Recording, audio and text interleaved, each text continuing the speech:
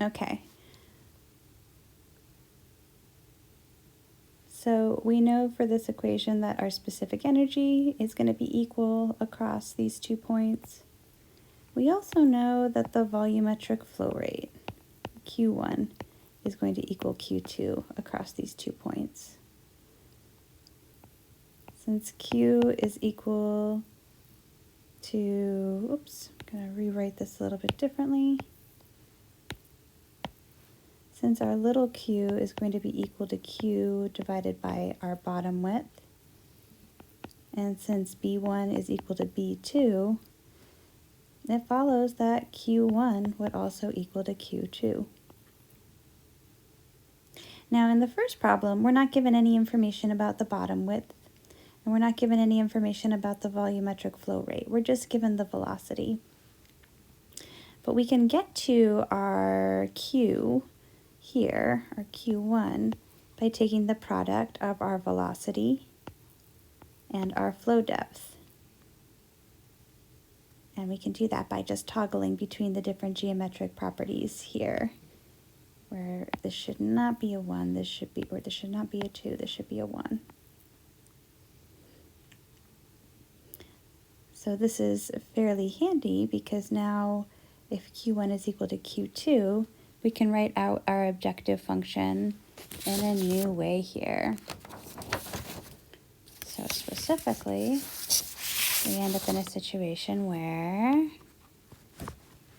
we have, if we solve all of this over here, we end up with an E1 equal to about 1.935 meters, and that's going to be equal to Y2. And then I'm going to be using the approximation for this guy where I'm going to be substituting in Q divided by Y for my V squared. So I'm going to have my Q squared over my Y squared times 2 times G for my velocity head here. And this Q, I'm going to substitute in my upstream Q. So that was going to be 6 times 0.1, 6 meters per second times 0.1 meters. And then we were going to have some unknown Y2 times 2 times 9.81. So this right here is going to be your objective function.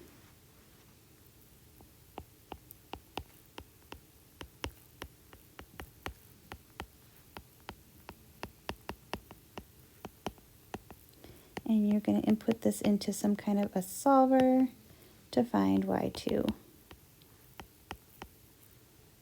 And if you do this correctly, you should get a Y2 equal to about 1.93 meters.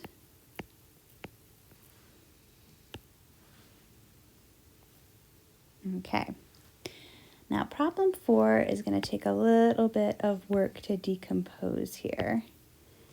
So because of the increased size of ships, the phenomenon called ship squat has produced serious problems in harbors, where the draft of the vessel, here draft means the depth of the vessel underground, approaches the depth of the ship channel Y. So ship squat is something bad that happens when the underground part of the vessel is almost as deep as the channel itself.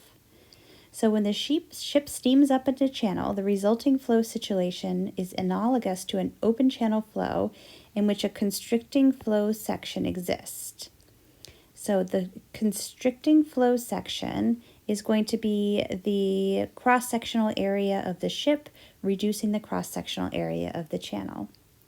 And in the problem, they tell us that we can analyze this problem by referencing the water velocity to the ship.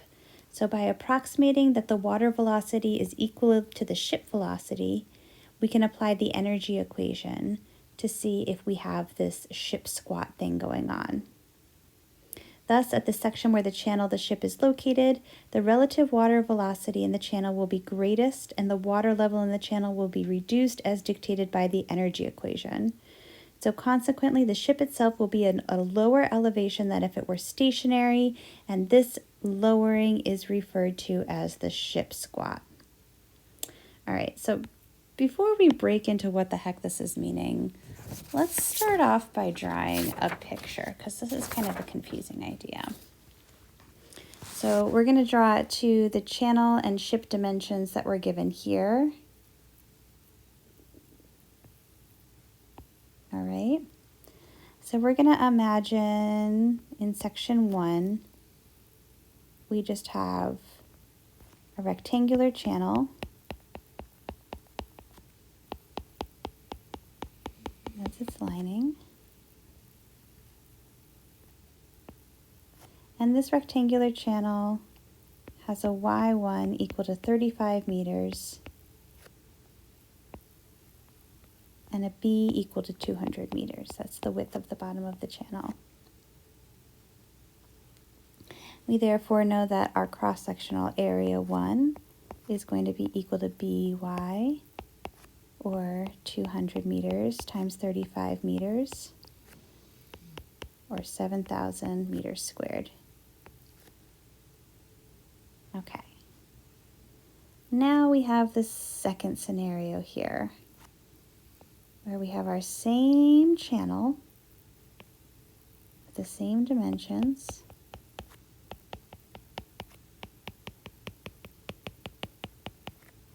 So B is still equal to 200. But now we have a constriction in the channel. And the constriction, unlike the pillar constriction we talked about in class, which was coming up from the bottom of the channel and was reducing B, this constriction is kind of floating here in the water. And it's got a depth or a draft of 29 meters. So this is below the water surface, where it's going 29 meters. And it's got a width here of 69 meters. Excuse me, 63 meters. And there is some new y2 that's being produced that we don't know. But we know that if ship squat has occurred, it means that y1 is greater than y2. And the ship squat magnitude that we're interested in calculating is going to be equal to y1 minus y2. So we're interested in how much lower this depth is because this thing is moving here. So the cross-sectional area of flow here is going to be still by. So we've got a b of 200. We don't know y2 yet. And that's going to be minus the cross-sectional area of the ship draft, which is going to be 29 meters underground times 63 meters wide. Okay, so what we're trying to find here is how much lower is y2 than y1. That is going to be equal to our ship squat. And off the bat, we know that we can use specific energy, assuming that we can use conservation of specific energy. And we're going to be assuming that V1 is equal to the V of ship. All right. So that is all good to know. Let's jump in here and have a look at what that actual solution looks like here.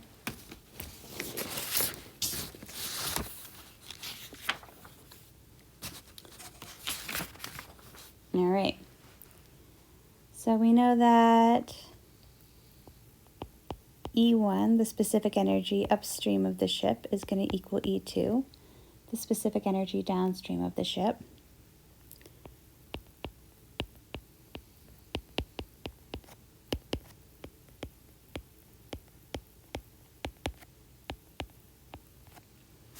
Which means that when we expand those equations out, we're going to have balance between velocity head and water depth on either side.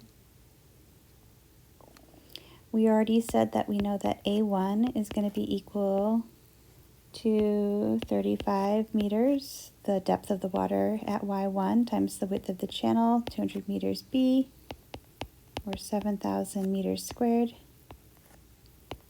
And we also know that V1 is going to be approximated by the speed of the ship, which is going to be 5 knots, times 0.515 meters per second per knot, which gives us a velocity in meters per second, a reference velocity of 2.575.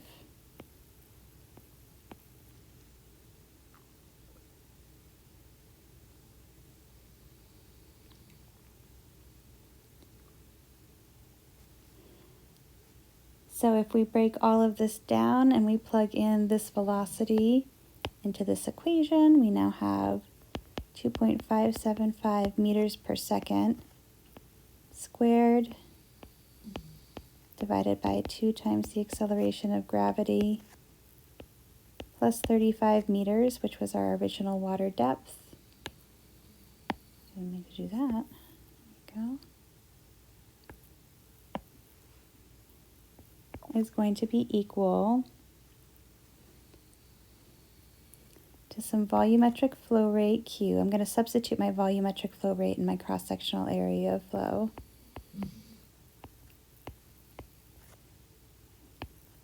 Divided by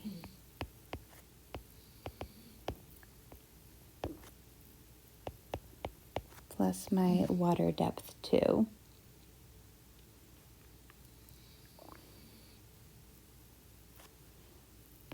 So we have conservation of energy. We're also going to have conservation of mass. We know that our Q1 has to equal Q2, and we know that Q1 is going to be equal to the product of our cross-sectional area 1, 7,000 meters squared, times our velocity 1, which is 2.575 meters squared.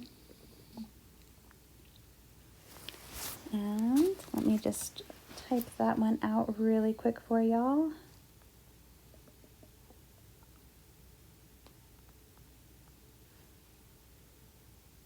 That is going to be equal to 7,000 times 2.575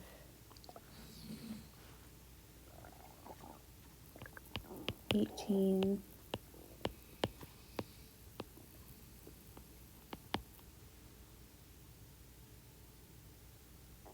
Okay.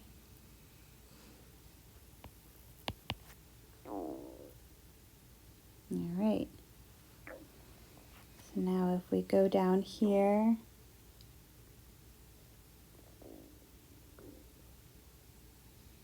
if we simplify, means that we're trying to solve here. So we know that we can get at our velocity. It's going to kind of put a box around this. If we substitute this Q in for right here, and if we substitute in our A2 calculated on the previous page, which was equal to 200 times Y2 minus the ship's width, which was 63 meters, times the ship's draft of 29 meters. We can substitute this into here. And now we have an objective function in terms of y that we can substitute things in for here. So this should, if we plug this into a solver,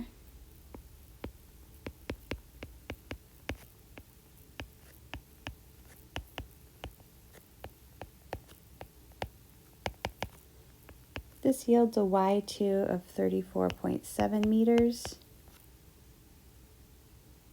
And then our ship squat